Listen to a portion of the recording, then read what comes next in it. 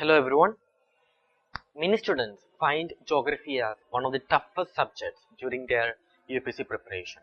Now, by acknowledging this and to help them master this subject, we are launching a new initiative where I'll be solving previous year questions both from prelims as well as mains that are from geography, right? And for prelims, we'll start solving questions or discussing questions from 2011 and all the way up till 2018. And for your mains, we'll start from 2013 and all the way up to like 2018, right? The recent prelims and mains. So in this video, we are going to solve a 2011 previous year question that is related with asteroids and comets. The question is regarding what is the difference between asteroid and comet, and we have been given three statements here and we have to find out the correct answer, right? So before going to the answer, let's take a look at what are these asteroids and comets. So first, let's take a look at asteroid. Now, asteroid, they are airless rocky objects. That means they are made up of rocky objects, much like our planet. We are a rocky planet, right? But unlike our planet, unlike Earth, the asteroid is not having any atmosphere. They are not having any air in it, right? So they are not having any atmosphere. And mainly, the asteroid is found between two planets like Mars and Jupiter, or this region is called as asteroid belt. So asteroid belt is between Mars and Jupiter, and you have to keep in mind the asteroids are mainly seen between these two planets or in asteroid belt. If there's a statement like asteroids are only seen between Mars and Jupiter, statement is wrong. Asteroids are mainly seen between Mars and Jupiter, then it's true, right? Why the difference is that, like, if I'm saying it's only between Mars and Jupiter, you have to understand that all asteroids are not always found in asteroid belt. They'll wander around, right? Sometimes they'll go to other planets and they will make collisions with other planets, creating craters. If you look at the case of Mercury is not having atmosphere, and we are having large craters in Mercury. And much like our moon, right? Our moon is not also having atmosphere, and we can find craters on the surface of moon, right? So asteroid is not only seen in asteroid belt, but mainly asteroids are seen in asteroid belt, which is between Mars and Jupiter. And regarding the size of an asteroid, sometimes the asteroid can be as large as, say, 1000 kilometers. To bring this into perspective, the radius of Earth is around 6400 kilometers. The radius, not the diameter, right? But comparing to this, an asteroid, the diameter will be as large as, say, 1000 kilometers. So asteroids are pretty much small, right? Now, the largest asteroid as of now is Ceres, and followed by Vesta. And Ceres is almost regarded as a dwarf planet, right? But still now it's considered as the largest asteroid, which is Ceres, around 950 kilometers of diameter, right? And followed by Vesta. So remember those names, Ceres and Vesta. They are the largest and the second largest asteroids. Asteroids were recently in news. Like, Japan was able to land on an asteroid, and for that reason, you can expect questions coming from asteroids for your 2019 prelims examination, right? Now let's move on to the next topic, which is comet. So just to brief regarding the asteroid, like asteroid is airless rocky object mainly seen between Mars and Jupiter in like the asteroid belt, right? And the main asteroid which you need to remember is Ceres as well as Vesta. Now regarding comet, they are mainly composed of ice and dust particles, like frozen ice, okay, like, or frozen gas, you can say. Like, the major difference between an asteroid and comet is that an asteroid is relatively more closer to sun, and you must be knowing that as it is more closer to the sun, like, the gases cannot be frozen near to the sun because more energy is coming from sun, okay. And unlike in an asteroid, comet's orbit is very far away from like the sun. It's almost like, near to the Neptune or beyond Neptune, and that means the gases, it can be frozen or it can condense, right?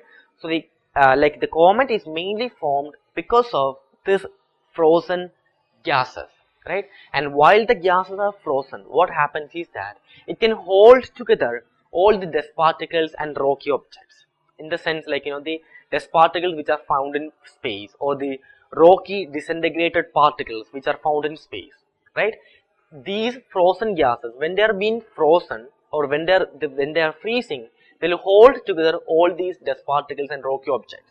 Now, in order to understand this, let's consider an example. Suppose if you're taking a bowl of water and you're putting some sand, gravel or stone, right, pebbles into this bowl of water, and you're keeping this, imagine you're keeping this into a refrigerator, the freezer. So after this mixture being frozen, if you take out that ice, what happens is that the sand granules or like the gravel sand or like the pebbles, they won't fall down.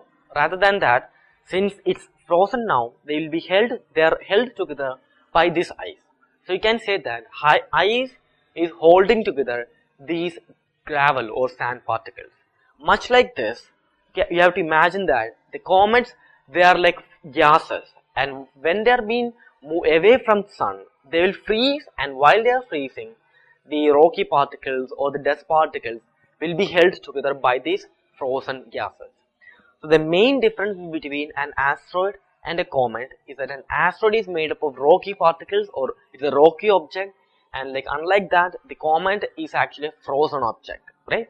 And the comet will also be having a rock particles or metallic particles or dust particles will be there, right? But there will be minute particles, and they are held together by the frozen gases. That's a very important point regarding comet. Okay. Now another thing regarding comet, the comet's orbit, as I said earlier, the comet's orbit is very far away from sun. Like in case of like an asteroid, they are between Mars and Jupiter. For that reason, they will be getting more energy from sun, and the gases cannot condense. Unlike this, the comets, they are mainly found outside Neptune, right? You must be knowing this term, like the orbits, they are not perfect circle. Rather than that, they are ellipse. In the sense, during one point, they will be close to sun, and at some other point, they will be very far away from sun, right? So, while they are far away from sun, they will be beyond, they will be revolving beyond Neptune, right, or beyond the Kuiper belt, the outside region of our solar system. Okay. So anyway, you have to remember that the comet, they are having larger orbits than asteroid, and unlike an asteroid, we cannot specify a comet belt, right? Asteroid is mainly found in the asteroid belt. Unlike this, we cannot specify a comet belt, right? But you can say that the comets, they are revolving beyond the Neptune. Now another property of a comet that you have to remember, it's having two parts. They are having two components in a comet, which is like one, their glowing head, and the second one is the tail, right? You must have seen the picture of a comet, like we'll be able to see comet more like a glowing, more like a star, but it will be having a tail, right? So there are two parts, like the glowing head and the tail. Okay. Now imagine this, we'll be able to see the comet from Earth while the comet is in its closest approach towards sun, and while they are revolving near to sun relatively, right, in their orbit. As I said, during a certain period it will be very far away, and other period they will be near to sun, right? So when comets are near to sun in their orbit, what happens is that the energy coming from sun will vaporize all these frozen gases or all these condensed gases. So what happens is that the gases which were earlier condensed will start to vaporize, and this vaporization that we see as the glowing head of like the comet. Now another thing is regarding the tail. Now there is a property for tail. Tail of a comet will always be facing away from sun. There are two reasons for this. First one is like the energy coming from sun, or energy coming from sun. I'm using another term which is solar wind. And if you got any doubt regarding solar wind, you can refer to our YouTube channel. Just search solar wind or solar flare like Ekam IAS. You shall get a video regarding a current affair video regarding the solar wind. So anyway, like the solar wind in simple terms, the charged particles, or they are like energy particles that are coming from sun. It's more like wind. More like the energy particles moving away from sun, and they are pushing aside all the comets.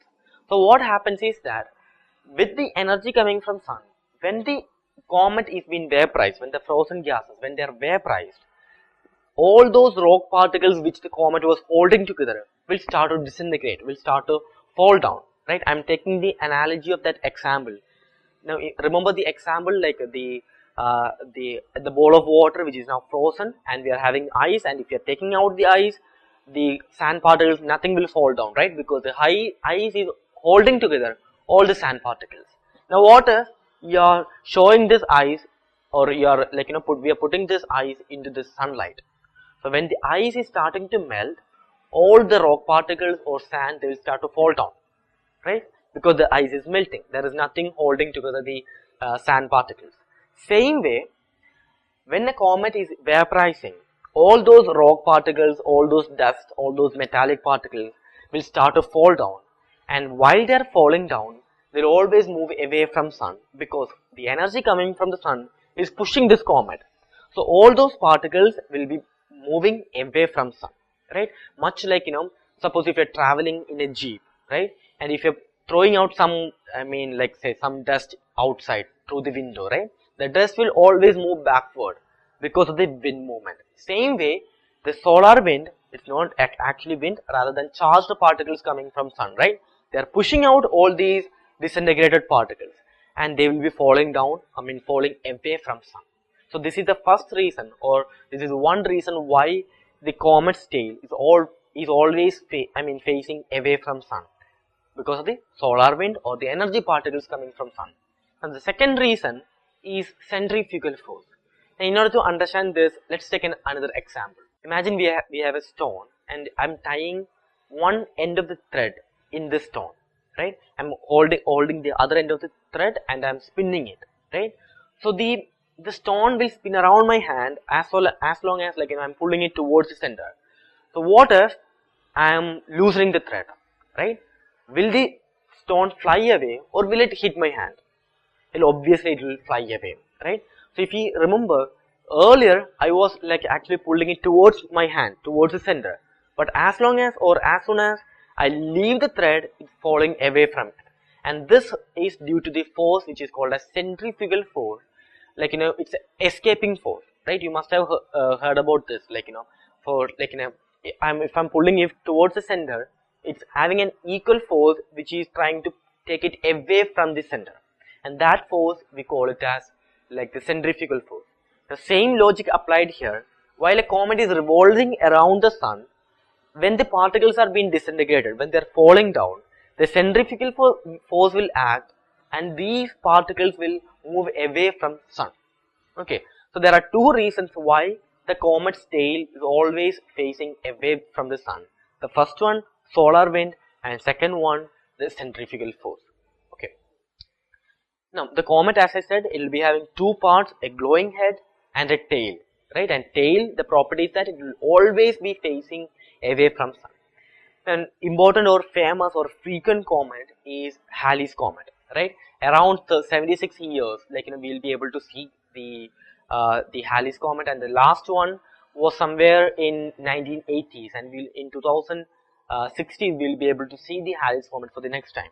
And usually comets will be having the orbital period of comets will be it can divide as you can divide the comets as specifically two categories. One with short period orbits, say less than 200 years, and one with which are very far away from sun, which are having orbital period more than 200 years. Anyway, the Halley's comet is having 76 years of orbital period. To bring this into perspective, think about the time taken by Earth to complete one revolution around sun. It's 1 year, right? Now, as we move away from sun, it will be taking more time. Okay, so the most frequent comet which can be seen with the naked eye takes 76 years. That means it's very long or very far away from sun. Okay, so this is all about a comet and an asteroid. Now let's this picture is again showing the tail of a comet is always facing away from sun, and as you can see here in this picture, it's an elliptical orbit is being given, right? One of the closest approach and another one farthest approach, right? During farthest approach, it won't be having the glowing head or tail. While they are in its closest approach, the particles or the condensed gases will start to vaporize and we'll be able to see the glowing head and the tail. The tail will always be facing away from the sun. Anyway, like let's solve the 2011 previous question that is related with asteroid and comet. Now, before listening to the explanation, please pause the video and try to solve this question by yourself. Okay. So I hope you have done that, and let's go towards the question. So three statements have been given here, and like we have to find the difference between asteroid and comet. The first one, asteroids are small rocky planetoids. Now here the term planetoid. Planetoid means any object which is seen near, in space. A comet is a planetoid, meteor is a planetoid, asteroid is a planetoid, right? Or simply a rock objects in space is also a planetoid. So asteroids are small rocky planetoid, which is true, while comets are formed of frozen gases held together by rocky and metallic material. Now the second part of the first statement is actually wrong. Now if you are paying attention, while comets are formed of frozen gases, till that part is correct. Held together by rocky and metallic material, which is wrong. Now to make you understand this, let's again take back that example, right? That ice, the ice which is having the sand, the sand particles in it. So imagine this: if I'm saying the sand particles are holding together the ice, is that correct? No, it is not correct, right? Rather than it's vice versa, like the ice is holding together the sand particles. So similarly, UPSC have set a trap in this statement. Almost around 95% of the statement is true, but asteroids are small rocky planetoids, which is true, while comets are formed of frozen gases, again till then, which is true, held together by rocky and metallic materials, which is not correct. If instead of held together, it was given like comets are formed of frozen gases holding together rocky and metallic particles, then the statement would have been correct. So anyway, the first statement is wrong because of the wording, right? And this is one way in which UPSC always sets trap. The similar kind of statements you will be able to find even in recent years prelims. Like around 90-95% of the statement will be correct, but like, there will be a trap in it. So, as you have listened to this explanation, there is nothing tough regarding asteroid or comet which we cannot understand. The thing is that we need to be more attentive while reading the statement. UPSC can set, or UPSC they do set traps like this with the wordings, right? So you have to read each and every statement very attentively. So anyway, the first statement is wrong, and I suppose you must have already gotten the answer, right? So if you know that the first statement is wrong, going through the options, we can find one in all the three options like A, B and D. Since the first statement is wrong, we can eliminate A, B and D, and answer comes out as C, which is 3 only. So a 3 statement question, without knowing 2 statements, we are now able to find the answer, right? So when you're solving prelims questions, right, don't think like, you'll only solve those questions which you exactly know. There is, nobody is going to ask you like, whether you got the answer by knowing all the 3 statements. So whenever you're solving prelims question, make sure you are doing all these elimination methods, right? So anyway, let's take a look at the second statement. Asteroids are found mostly between orbits of Jupiter and Mars, which is again correct, while comets are found mostly between Venus and Mercury. So you should understand that. Suppose if I didn't mention anything regarding the orbits of comet, think about this. Can the second part be correct? While comets are found mostly between Venus and Mercury, it will be very hot near Mercury and Venus, and as we know, the comet is made up of frozen gases. So the gases cannot freeze near to Venus and Mercury. So we are not having a comet belt near the Venus and Mercury, right? Rather than that, the comets are found far away from sun. The second statement is wrong. The third one, comets show a perpetual glowing tail while asteroids do not. The statement is correct. Perpetual glowing tail. Perpetual means continuous, right?